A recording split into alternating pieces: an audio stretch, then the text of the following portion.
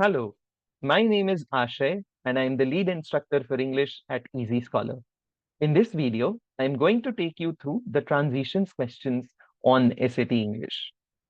So these questions are generally found right at the end of modules 1 and 2 on the exam, but we ask our students to solve them sooner. There are two reasons. Number one, these questions don't take as long as the other reading comprehension questions. Number two, which is slightly more important, it's because these questions provide you with numerous scoring opportunities. Now, what are transitions? So, transitions are words or phrases that can be put between two sentences to establish a clear relationship between them. So, what kind of relations can be established with transitions? To answer this, you need to know the different transition families. All our students at EZScholar get a list of these transition families with the number of words which belong to a particular family. In this video, I'm just going to cover a few families and some words that belong to each. So let's start with the cause and effect, where the first sentence gives you the cause and the second sentence leads off from there to show an effect. So the transitions to put between these sentences would be words or phrases like therefore, hence, consequently. Next, let's talk about the addition family, where you are adding on to the previous statement. And here you want to use transitions like furthermore, moreover, additionally, and so on. Let's talk about the contradiction family now, where you're going against the previous statement.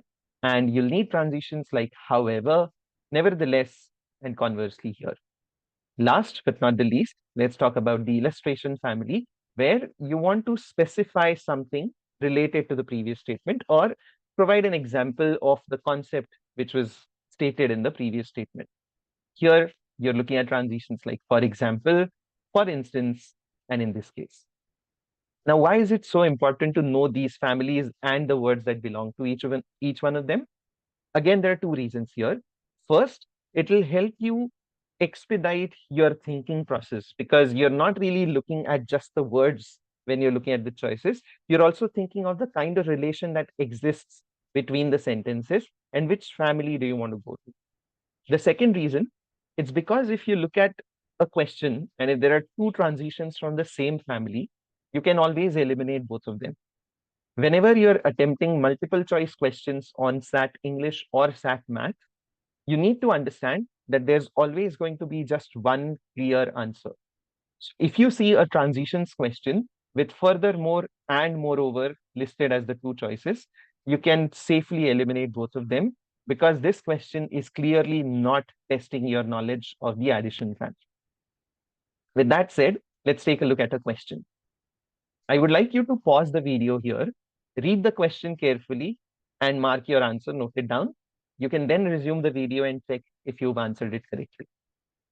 All right. So this text is talking about how most of the planets that have been discovered orbit around G-type stars, like our sun. Right? That's the first sentence. The second sentence talk about a discovery in 2014 of a planet which is orbiting Kelt 9. That's a B-type star, which is more than twice as massive and nearly twice as hot as the sun. So this is clearly an oddity. Most of the planets orbit a G-type star, but they've discovered a planet which is orbiting a B-type star. But so there's clearly a contradiction here. And the only transition that will help you achieve this is, however, in this choice. Right? So this is how you should go through these questions and answer them.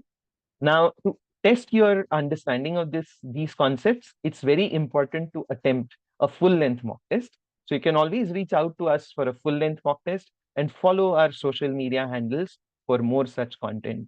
Thank you for watching.